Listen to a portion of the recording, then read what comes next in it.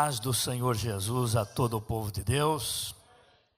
Que bom que você veio na casa de Deus.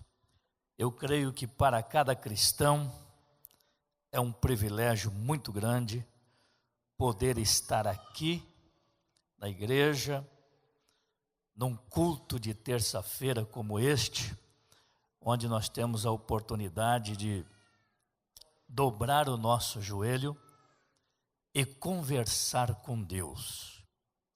Na morte de Jesus, rasgou-se o véu, o caminho se abriu. Tudo está livre hoje para o crente que passou pela cruz de Cristo, pelo processo do Calvário. Temos comunhão com Deus e o céu de Deus está aberto e nós podemos entrar à sua presença no Santo dos Santos e buscar socorro de Deus. O escritor aos Hebreus diz que temos um sumo sacerdote que está diante de Deus, que intercede por nós e que é poderoso para socorrer-nos, compadecer-se das nossas fraquezas e nos ajudar. Podemos buscar Ele em todo momento e sermos socorridos por Deus em tempo oportuno. Mas abre a sua Bíblia comigo, no livro de Êxodo, capítulo 33, verso 15, conhecido já o texto. Estas palavras veio ao meu coração. Eu tive ontem à noite no Balneário Gaivota, em uma reunião de obreiro, e fui lá apenas para um assunto administrativo, e eles nos colocaram a pregar, e Deus nos deu uma palavra totalmente diferente. E voltando de lá para cá, conversando com o pastor Adilson, ele disse: pastor, Deus desmanchou um ninho hoje dentro dessa igreja através dessa palavra. E a gente começou a analisar como que Deus faz certas coisas que nem a gente entende. Mas o Senhor, Ele é poderoso para nos abençoar. Esta palavra está no meu coração, tem nada a ver com o que a gente falou ontem lá. Versículo 15, então disse-lhe: se a tua presença não for conosco, não nos faça subir daqui. Amém. Tome assento, meus irmãos. Entenderam a palavra? Então disse-lhe: se a tua presença não for conosco, não nos faça subir daqui.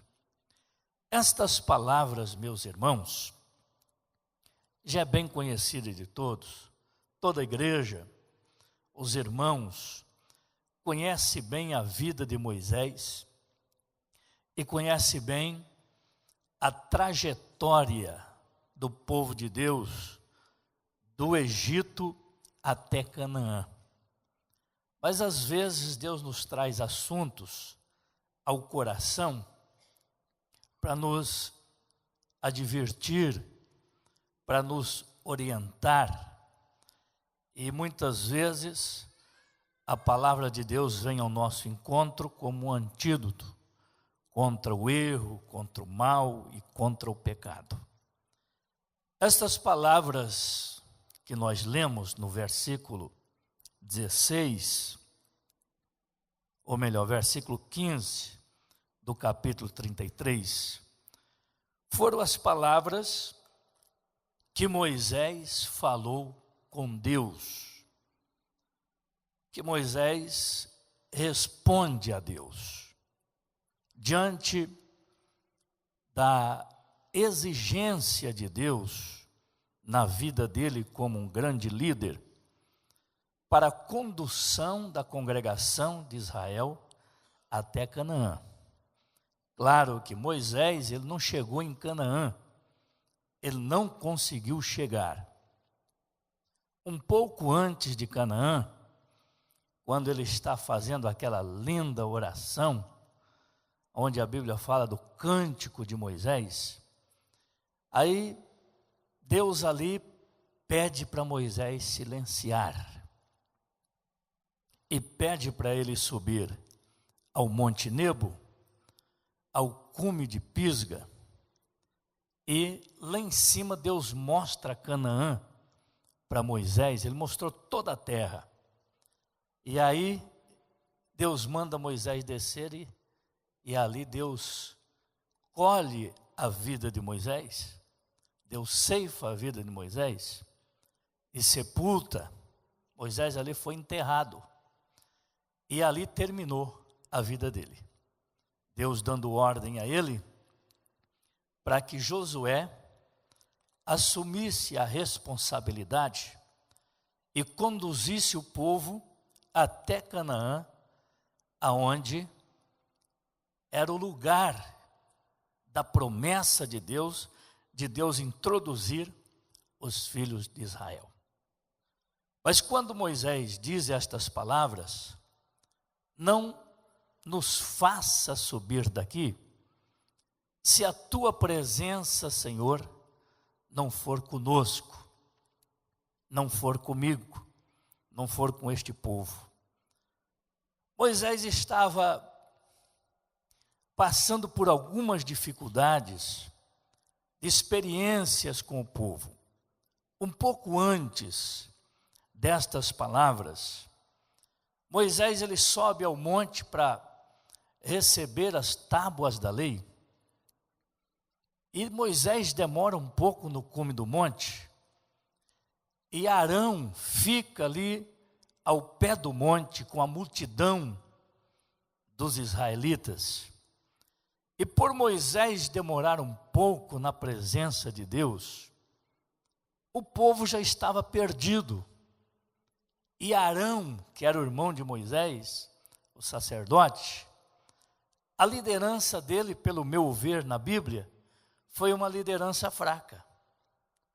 Como que um sacerdote vai se dar ao capricho do povo, dizendo assim: Arão, o negócio é o seguinte, esse Moisés que nos tirou lá do Egito, lá da terra do Egito, ele está demorando e nós não sabemos o que será feito deste homem. E nós precisamos de alguém que nos guie, alguém que vai à nossa frente. Faça-nos um Deus. E olha, e ali Arão cede o pedido do povo. E o que ele fez? Ele pede o ouro, e o povo passa as mãos de Arão o ouro que eles tinham. Com certeza eles tinham muito ouro, E a Bíblia fala que Arão joga esse ouro no fogo, e do ouro se forma um bezerro. Foi confeccionado no fogo, através do metal chamado ouro, um bezerro. E quando Moisés desce do monte, eles já estavam lá diante de um bezerro de ouro adorando. Moisés se ira, Moisés faz ali uma arruaça, ficou irado, era um dos homens mais mansos da terra. Moisés se ira, ele quebra as tábuas da lei. Moisés ficou totalmente transtornado de ver a situação corrompida do povo na liderança do seu irmão sacerdote Arão. Isso foi muito triste para o coração de Moisés, e mais triste ainda para o coração de Deus, que abomina, que aborrece tal coisa, a idolatria, e ainda muito mais por ser traído pelo seu povo, que ele tira do Egito com mãos fortes. Aí Moisés, ele disse que ofereceram um sacrifício, ele chegou perante Deus, e ele pede para que Deus perdoasse o pecado do povo. Eu acho interessante umas coisas com Moisés. Moisés, ele era um homem manso, ele era pesado de língua, de boca, ele tinha algumas dificuldades. Mas Moisés, ele era muito positivo. E diante desse pecado do povo, ele foi tão positivo que quando ele chega diante de Deus, para oferecer alguma coisa pelo pecado do povo, chega diante de Deus, ele já imediatamente diz: Senhor, perdoa esse povo por esse pecado. Porque se tu não perdoares eles, então risca o meu nome do teu livro. Eu te peço. Olha como Moisés era decisivo. Eu peço, Senhor, que tu risca o meu nome do teu livro. E Deus responde a eles: não, Moisés, eu não vou fazer isso. Eu só riscarei o nome do livro daqueles que pecarem contra mim. Apocalipse também está escrito que todos aqueles que não foram achados escritos no livro da vida serão lançados fora. E aí Deus disse: aqueles que pecarem contra mim, eu riscarei o seu nome do meu livro. Mas Moisés não tinha pecado. Aí Deus fala com ele: olha, agora você conduz este povo para o lugar que eu já tenho dado a ordem. E mais à frente, no capítulo 33, disse o Senhor Deus a Moisés: vai, sobe daqui tu e o povo que tu fizeste subir do Egito. Outra coisa impressionante que eu acho aqui.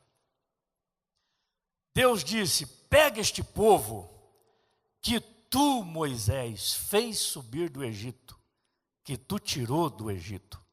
Numa outra tradução bíblica, Deus fala com Moisés que aquele povo ali era dele, era o povo de Moisés, o teu povo.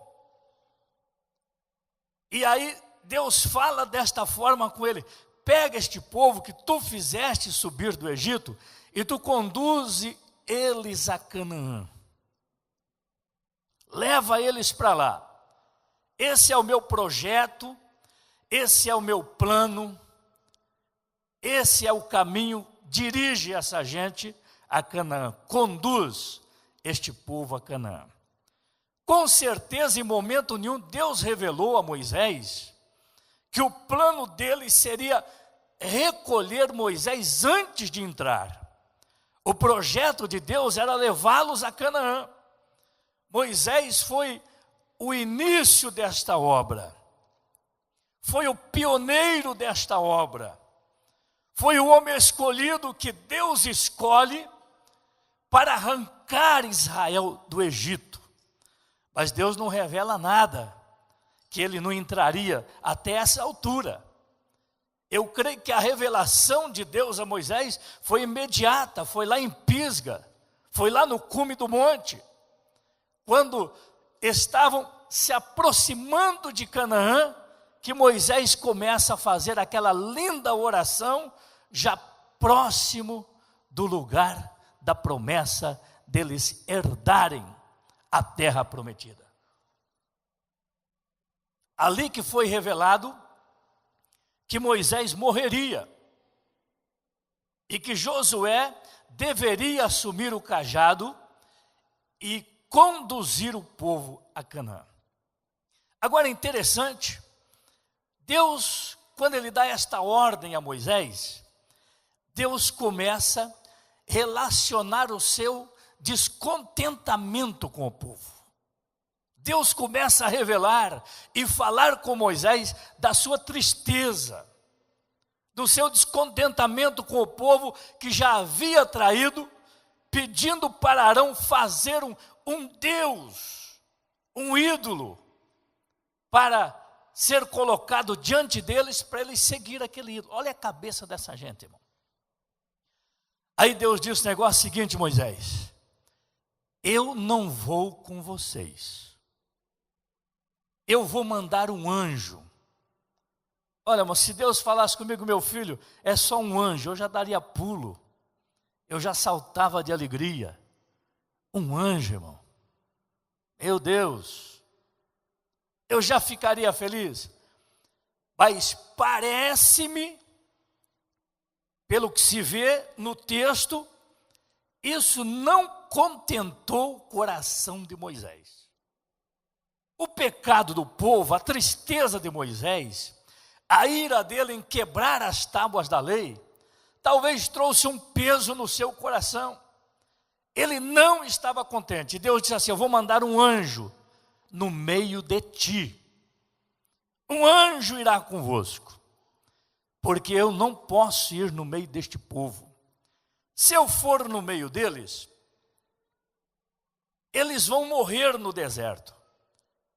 A minha ira vai se acender e muitos dos israelitas serão consumidos pela minha ira, pelo seu pecado, pelo seu coração obstinado. Aí Deus explica para Moisés o porquê que ele não ia no meio do povo. Ele disse: é um povo obstinado de coração. É um povo que tem uma tendência forte em errar, seus corações endurecidos, eles são obstinados. Tem uma inclinação forte para o erro, para o pecado, para a idolatria. Eu não irei. Irmãos, aqui tem um assunto muito vasto, muito grande nessa história. Deus pede a Moisés para dizer a eles que tirasse os seus atavios. Depois Deus revelaria, mostraria o que ele ia fazer. Ali o povo de Israel teve algumas provas importantes. Agora, uma das coisas que me chama a atenção e que marca a história bíblica para mim, também a minha vida, quando Moisés anunciou ao povo esta notícia, e Deus pede para ele anunciar, anuncia ao povo que eles são obstinados, eu não vou no meio deles, são obstinados de coração, não tem como eu ir no meio dessa gente, eu sou um Deus santo, eles são perversos, é o meu povo, mas eles são assim. A Bíblia diz que quando eles receberam esta notícia, eles se entristeceram, porque eles receberam de Deus uma má notícia. A Bíblia fala, eles receberam de Deus uma má notícia e eles se entristeceram. Interessante, irmãos, ninguém quer receber uma má notícia, não é verdade? Ninguém. Eu não quero receber uma má notícia. Os obreiros, não tem crente que quer receber uma má notícia. Vocês não vê o domingo, por exemplo, a quinta-feira, o culto da vitória, quando fala que vai ter vitória, vai ter culto de vitória, culto de bênção, vem todo mundo, irmãos. Todo mundo quer bênção, todo mundo quer vitória, todo mundo quer ver uma boa notícia. Eu conheço crente que não vem culto de oração, não vem culto de doutrina, mas se dizer que tem um profeta aqui ou acolá, entende?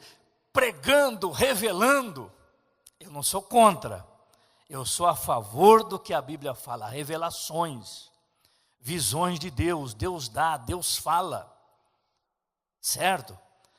Mas quando tem um pregador que vem pregar, e aí ele distribui chave de carro para todo mundo, não é verdade? Ele distribui chave de apartamento para todo mundo, aí o povo se alegra, o povo chora, o povo vem, porque o pregador está ali, está profetizando, é chave de apartamento, é chave de carro, é chave de BMW, é chave disso, é chave daquilo, é uma alegria total. Todo mundo quer receber uma má notícia, ou melhor, uma boa notícia para alegrar o seu coração. Ninguém quer receber uma má notícia. Mas Israel recebe aquele dia uma má notícia de Deus através de Moisés, e Deus disse: Moisés, anuncia, diz ao povo que eu não vou no meio deles. Deus estava triste com eles, irmãos, por causa da traição. A traição foi grande. Abandonar a Deus, mandar fazer um Deus para seguir, para ir à frente deles, para eles adorar. Moisés junto ali, todo o tempo, Arão ali. Só porque Moisés demora um pouco no monte, onde foi conversar com Deus, receber de Deus leis, receber mandamentos. Por um instante o povo se desvia e Moisés desce, lá estava aquela bagunça lá no pé do monte. Estava uma situação totalmente transtornada, diferente daquilo que Moisés deixou. eles recebem esta má notícia. Eles se entristecem, mas eles pecaram contra Deus. E Deus diz que nesse seu pecado, no pecado deles, Deus visitaria eles. Não visitaria com bênção, não. Ele visitaria com justiça, pelo seu erro. Mas Moisés estava lá intercedendo, pedindo misericórdia, que Deus perdoasse o seu pecado. Então, meus irmãos, quando passou por todo este processo, que Deus conversa com ele, aí Moisés não estava assim muito alegre da vida. Ele estava desgostoso. Deus quer mandar o anjo, e aí aonde Moisés responde a Deus: Senhor, se a tua presença não for conosco, não nos faça subir daqui. Aí um versículo antes, Deus disse: Moisés, irá a minha presença contigo para te fazer descansar. A minha presença vai contigo.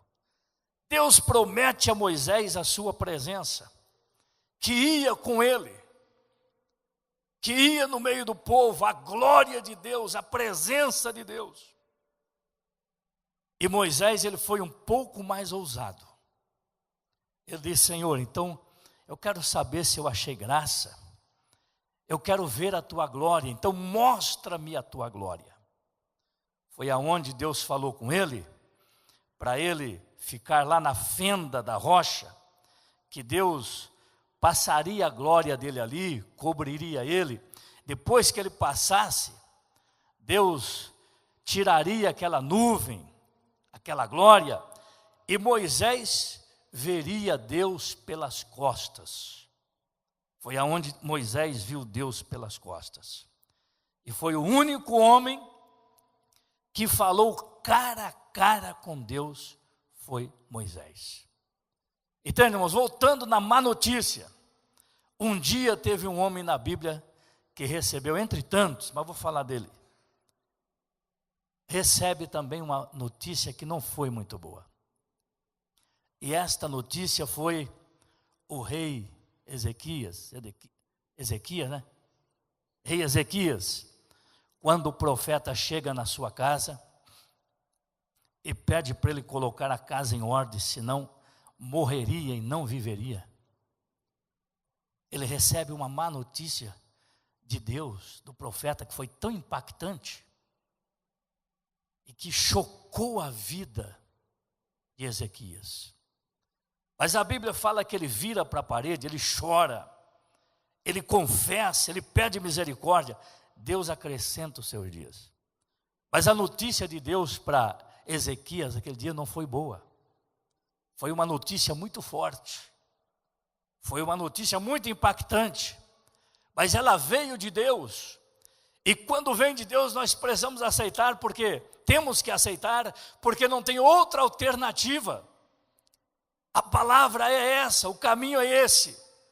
Que quer receber, receba, não quer, não receba, mas a palavra de Deus, quando ela vem ao nosso encontro, é essa.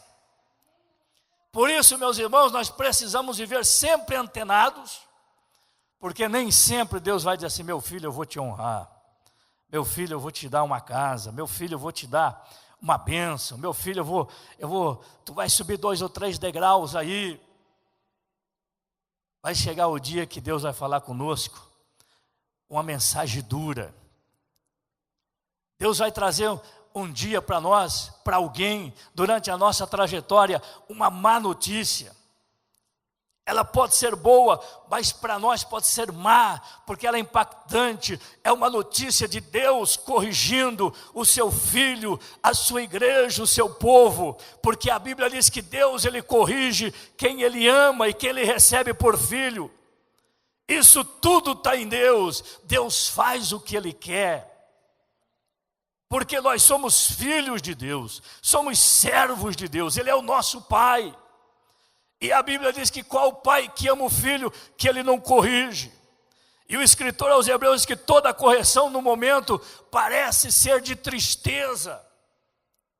Ninguém recebe uma má notícia da parte de Deus com alegria. A correção parece ser de tristeza, mas ela vai produzir na vida do cristão uma base, um fundamento, uma estrutura, uma maturidade, aleluia, que vai lhe alicerçar para que você possa caminhar até o final desta jornada, sem retroceder-se para a direita ou para a esquerda, vai caminhar firme na presença de Deus, porque você passa a ter experiência com o teu Deus, com o teu mestre.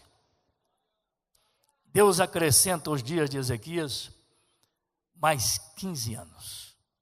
Chorou, se apresentou. Eu disse um dia, irmão, para alguém que estava abrindo o coração para mim, eu disse: minha filha, você não tem sucesso na vida, você é uma pessoa infeliz. Dentro da igreja, você canta, você tem sonhos, você tem boas intenções, mas você precisa rever os teus dias passados. E você precisa pegar alguma coisa e trazer de volta para o altar. Você precisa vir para o altar. Você precisa rever coisas antigas que ainda estão ocultas, estão encobertas. Enquanto você não fizer isso, você não vai ter sucesso na vida. Eu lamento, porque você é criado dentro da igreja. E aí aquela pessoa, se é verdade, pastor, eu vou procurar alguém, eu vou arrumar a minha vida, vou começar lá de trás, lá da minha juventude. Eu disse: faça isso, porque nada fica encoberto diante dos olhos de Deus. Ele conhece tudo e Ele conhece todos. E não adianta nós arrumar um jeitinho. Nós precisamos encarar a realidade, entendendo que Deus, Ele é o nosso Pai, Ele é o nosso amigo. Quando eu falei ali de Jesus, que Ele entrou no Santo dos Santos, aí retenhamos firmemente a confissão da nossa esperança, porque o Senhor é fiel. E esse sacerdote, a Bíblia fala que ele em tudo foi tentado, mas sem pecado. Portanto, ele é poderoso para socorrer os que são tentados. E ele, como sacerdote e como advogado diante de Deus, ele continua sendo intercessor, defensor, advogado, fiel e justo para a restauração de vidas que se machucaram no caminho, que fizeram um bezerro de ouro em um momento de distração, fizeram um bezerro de ouro, tiraram a atenção e o olhar de Jesus, e nesse bezerro de ouro ficou uma mácula na sua alma, nas suas vestes, na sua vida. E essa postema precisa vir para fora para que seja alcançada por Deus, pela sua misericórdia, porque Deus é cheio de misericórdia. E Moisés estava lá: Senhor, perdoa esse povo. Senhor, perdoa esse povo. Eles pecaram um grande pecado. Perdoa eles. O pecado é grande. E ele estava ali intercedendo. Bendito seja o nome do Senhor Jesus Cristo. Aleluia. Voltando mais um pouquinho atrás. Não me faça subir daqui, Senhor, se a tua presença não for comigo, não for conosco. E aí o Senhor vem e diz: não, Moisés, a minha presença vai contigo, porque a minha presença vai te fazer descansar. Aleluia. Então, meus irmãos, outra coisa importantíssima. Moisés estava sentindo na pele a dificuldade de conduzir o povo, pela teimosia, pela obstinação do povo. Ele estava se cansando, estava se estressando. Senhor, já que tu não vai no meio de nós, eu não quero nenhum anjo, eu quero é a tua presença, Senhor. E olha a insistência dele: se a tua presença não for conosco, não nos faça subir daqui, eu não quero nem sair daqui. Ele já tinha pedido para Deus riscar o seu nome do livro de Deus, se Deus não perdoasse o povo. A intenção dele já era se acabar por ali mesmo. Mas Deus disse que ele só riscava quem pecava. E aí ele tinha mais uma tarefa de conduzir. Irmãos, nós vivemos em uma trajetória e uma caminhada. Nós estamos caminhando um deserto. Este mundo é um deserto. Quem nos tirou do Egito não foi o Moisés. Quem nos tirou do Egito, que simboliza o mundo, foi a pessoa bendita de Jesus. Foi a pessoa bendita do Espírito Santo que nos tirou do Egito, do mundo. E nós estamos no deserto, nesta caminhada em direção a Canaã, não a Canaã terrena, mas a Canaã celestial. Nós estamos em direção a esta Canaã. E às vezes nesta trajetória nós podemos pecar. O diabo pode nos enganar. Mas se isso chegar a acontecer, nem tudo está perdido. Nem tudo está perdido. Bem-aventurados são os que lavam as suas vestiduras no sangue do Cordeiro, para que tenham direito de entrar na cidade de Deus pelas portas. O Senhor Jesus está sempre com as mãos estendidas para dar vitória. E aí Deus disse: a minha presença, Moisés, a minha presença. Moisés solicita a presença de Deus. Aleluia. Porque Moisés sabia que a presença de Deus acalentava o seu coração. A presença de Deus lhe daria força, visão, discernimento, para conduzir aquela grande congregação em direção a Canaã. Ele sabia que ele estava lutando com um povo obstinado, conforme Deus falou. E conforme ele viu, pouquinhos dias que ele teve fora da congregação de Israel, teve no monte, ele viu agora a tamanha idolatria, o pecado, o bezerro de ouro. Ele sabia que não era fácil. Mas Deus promete ao seu servo a sua presença para fazer Moisés descansar. Não sabemos quanto tempo Moisés caminhou até Pisga, até o cume de Pisga, até o Monte Nebo, aonde Deus fala com ele, que estava encerrando ali: passa para Josué, acabou o teu trabalho, serás recolhido.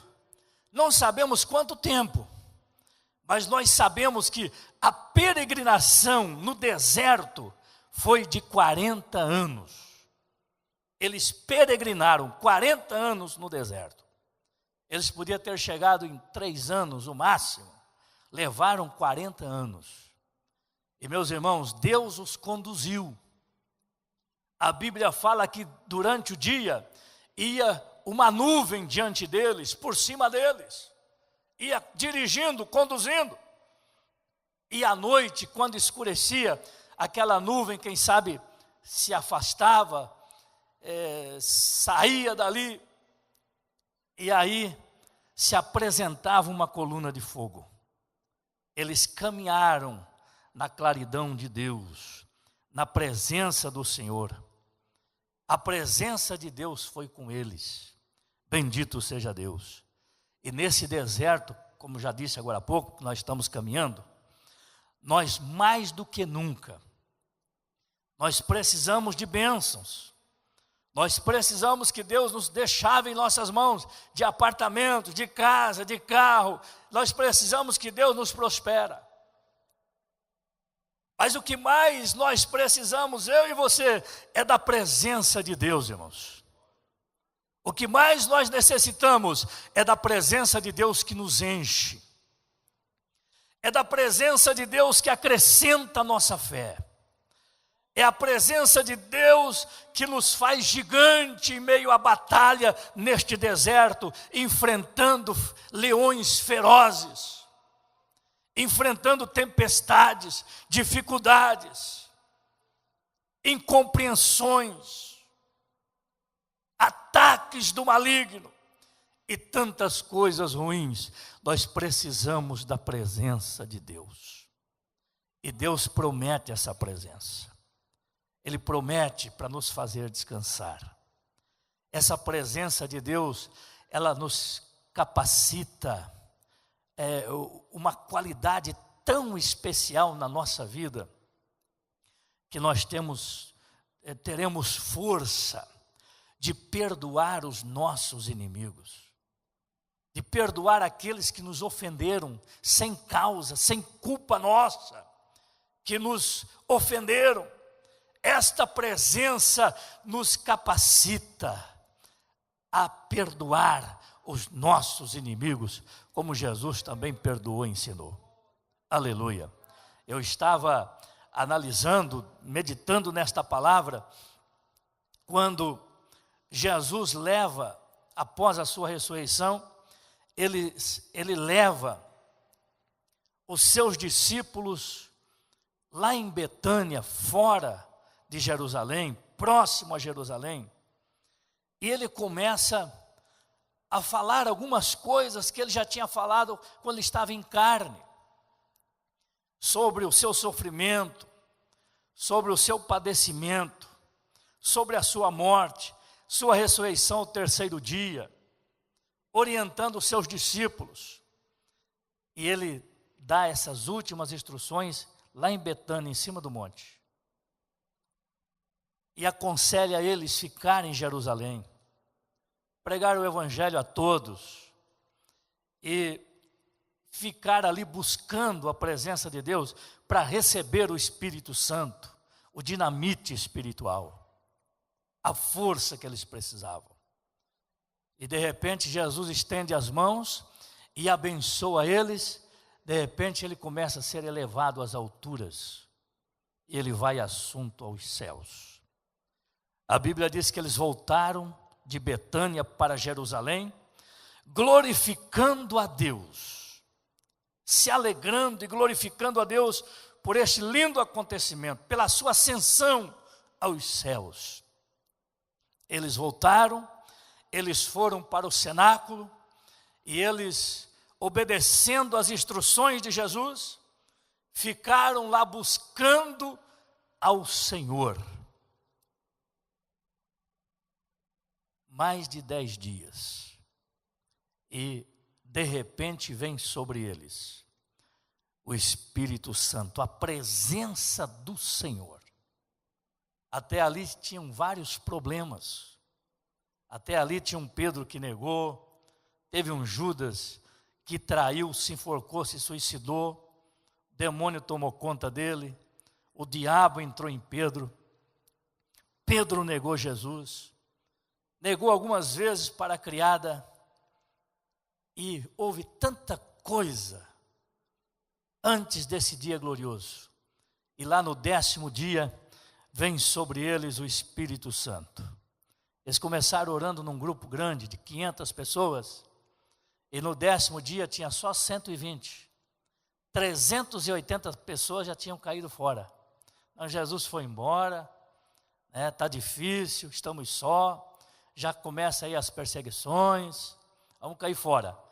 380 pessoas caíram fora, permaneceram lá 120, e eles foram cheios no dia de Pentecoste, foram cheios da presença de Deus.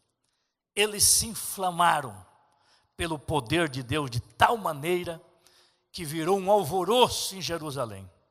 A presença de Deus na vida deles tornou-os fortes, dinâmicos, poderosos, e começaram a pregar o evangelho como nunca. A presença de Deus, a presença do Espírito Santo os capacitou, os dinamizou, deixou eles fortes para enfrentar a morte, aleluia, como Pedro morreu crucificado de cabeça para baixo, como Estevão falando do amor de Deus, aquele diácono cheio do Espírito, cheio da presença de Deus, sendo morto apedrejado, quando falava de Jesus, e eles rangiam os dentes contra ele, mas ele estava cheio da presença de Deus, morreu apedrejado, olhando para os céus, tendo visão e vendo o Filho de Deus de pé, talvez contemplando a sua vida ali, morreu pregando o Evangelho, a presença de Deus. Por isso, irmãos, que Moisés disse: Senhor, não nos faça subir daqui, se a tua presença não for conosco. E aí Deus promete: não, a minha presença vai. Isso é indispensável, Moisés. A minha presença eu garanto que ela vai com vocês, para te fazer descansar. Se talvez Moisés não tivesse pedido a presença, ele não teria ido até Nebo, ele teria se acabado pela metade do caminho, ele não teria força de chegar ao Monte Nebo, para pelo menos visualizar a terra de Canaã, ele teria morrido pela metade do caminho. Mas a presença de Deus na vida dele foi o que ele solicitou, capacitou Moisés para ir até o Monte Nebo, para pelo menos ver a terra. Meus irmãos, vocês sabem que nós podemos ter tudo na vida, mas a presença de Deus, ela é para mim e ela é para você indispensável. Eu tinha uma turma de jovem em Corupá, em 84, pensa em jovens para me dar problema. Eu fui para a oração, era um grupo de uns 20, lá numa congregaçãozinha bem humildezinha, Corupá, bem no centro da cidade, no meio dos alemães. Eu era um obreiro novo, mas eu tinha muita paciência, eu tinha muito amor para com o rebanho, tinha e tenho até hoje. Eu não perdi nada do amor de Deus que eu tinha para com a igreja e com o rebanho. Claro que hoje a gente está um pouco mais cansado, correndo um pouco mais atarefado, às vezes passa desapercebido algumas coisas. Mas eu fui para a oração, e uma noite eu preguei uma mensagem, e naquela mensagem tinha uma festa em Jaraguá, o povo veio a Jaraguá, não estávamos em muitos aquela noite, e era 9h, eu estava encerrando o culto, chamei o povo para frente, o povo veio até a frente do altar, eu fui orar por eles, abençoar eles. Quando eu estava terminando aquela oração, eu tive uma visão. E na visão, o Joab naquele tempo eu tinha 3 anos, era pequenininho. E na visão que eu estava orando por eles, eu vi um pombinho branco voando em cima deles ali. Eu terminei rapidamente a oração e disse: irmãos, eu tive uma visão, eu vi um pombinho branco voando em cima dos irmãos. Eu estou entendendo que Jesus quer batizar com o Espírito Santo. Vamos orar mais um pouco? Eu ia dar o amém agora, mas diante dessa visão eu não posso perder essa oportunidade. Meu coração está ardendo. Eu sinto que Jesus quer batizar e dar a presença dele para muita gente aqui que não tem. Eu comecei a orar por aquele jovem, e Jesus começou a batizar com o Espírito Santo. Tinha jovens que dançavam ali na frente do altar. Tinha jovens que receberam o dom de profecia ali na frente do altar. Irmão, foi um rebuliço. Jesus batizou 7 jovens aquela noite com o Espírito Santo. Eles foram embriagados e cheios da presença de Deus, de tal maneira que um daquele que era muito rebelde, hoje é obreiro, é empresário forte lá e é obreiro. Pregador, é uma bênção. Pastor, hoje ele já é pastor. Um dos que mais me incomodou. Tinha outra jovem que depois nós assumimos a tutela dela. Que menina para incomodar, Jesus. Que adolescente para incomodar, e como que o diabo trabalhava na vida daquela menina. Mas Jesus batizou ela com o Espírito Santo aquela noite, queimou ela. Quando Jesus batiza ela com o Espírito Santo, Jesus toma ela em profecia aqui na frente do púlpito. Ela levanta a mão e diz: meu filho, obreiro desta obra, foi eu que te trouxe para uma grande obra. Foi falando, foi falando, foi falando. Irmãos, a presença de Deus mudou a vida daqueles jovens naquela igreja.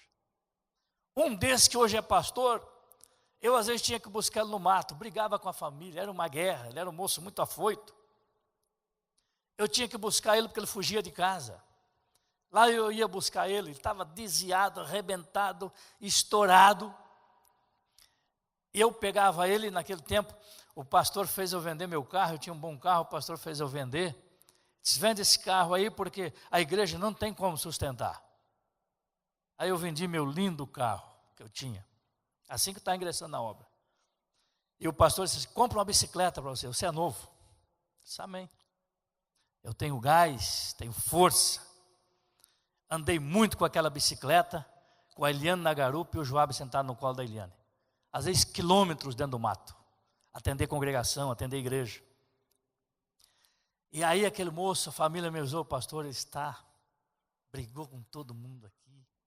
Está transtornado, não quer mais nem vir para casa. Aí um dia à tarde ele chegou em casa.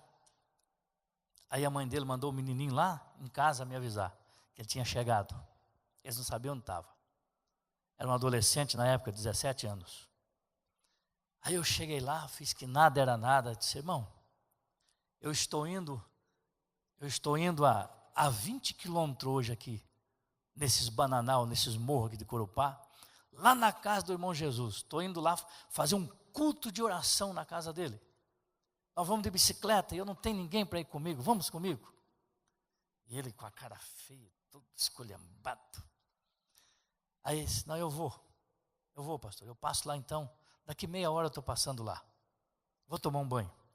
Tomou um banho, passou lá, nós fomos, lá nós começamos a orar, eu comecei a orar por todo mundo, e ele não era batizado com o Espírito Santo, mas eu vi que ele veio alegre embora.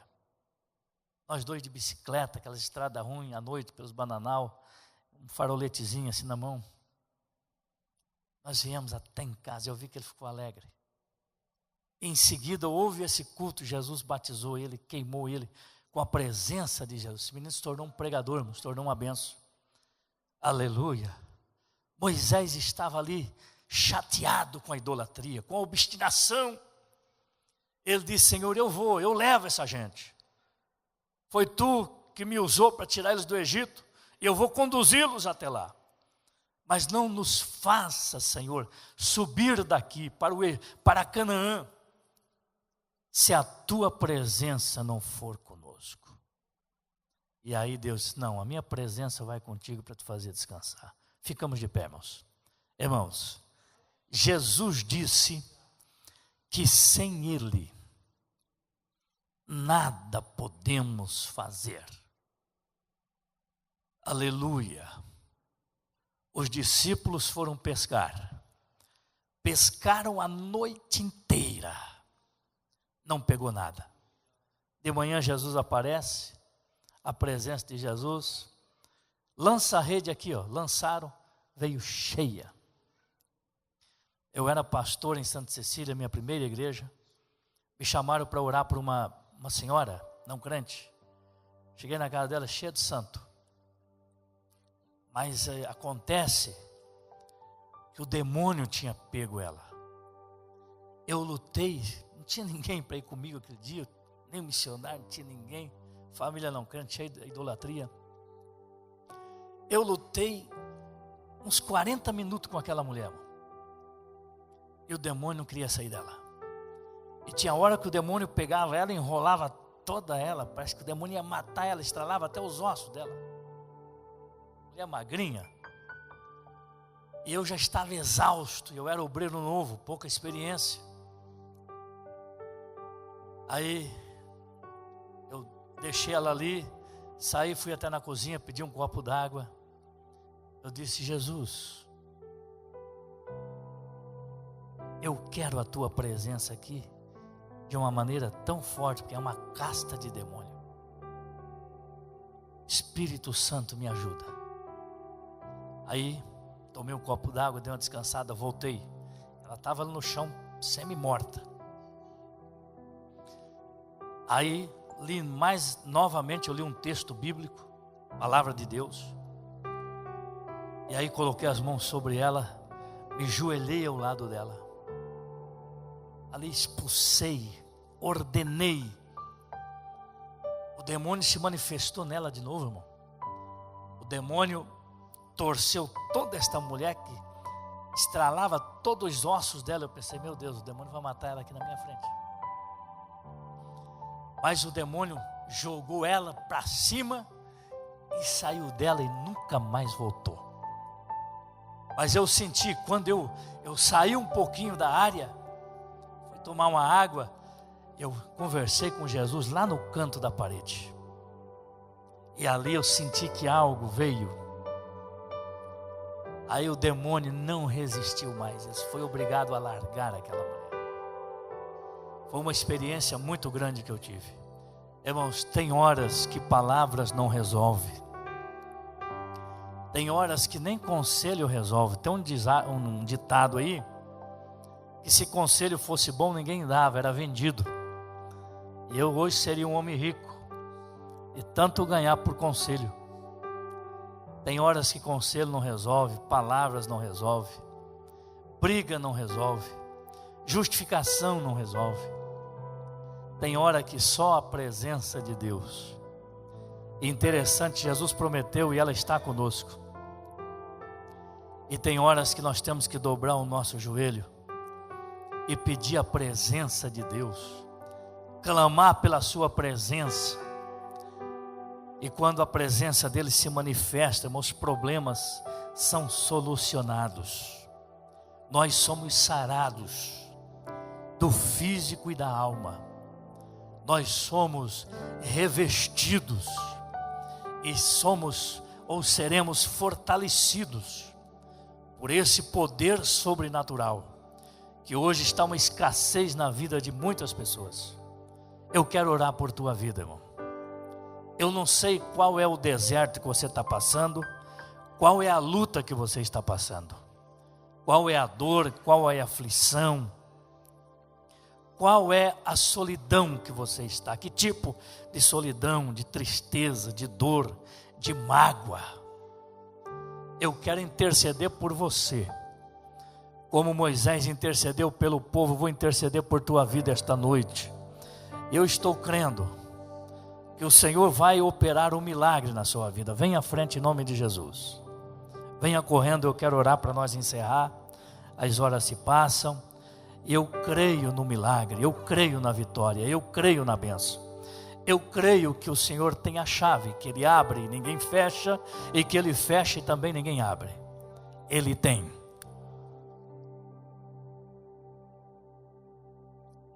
Aleluia. Deus, Ele é poderoso para fazer muito mais do que aquilo que pedimos ou pensamos. E a Bíblia diz que o nosso Deus, Ele trabalha em favor daqueles que nele esperam. Ele está trabalhando por ti, meu irmão. Ele vai abrir. Ele está trabalhando. Você é um servo dele, uma serva dele. Ele está trabalhando, ele vai continuar trabalhando. E vai haver um momento da intervenção. Vai haver um momento que Jesus vai tocar. Vai haver um momento que Ele vai entrar com a sua presença e vai construir o que está destruído. Vai refazer o que está desfeito. Vai dar o que você precisa e não tem. Eu creio nisso. Oremos. Tem alguém para aceitar Jesus? Tem alguém para reconciliar, para voltar para Jesus? Tem?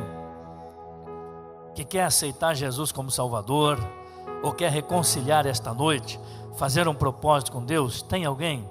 Se tiver, pode se manifestar, que eu vou orar também por tua vida. Deus Todo-Poderoso, Pai, no nome santo de Jesus, o teu Filho, oramos neste momento, Senhor.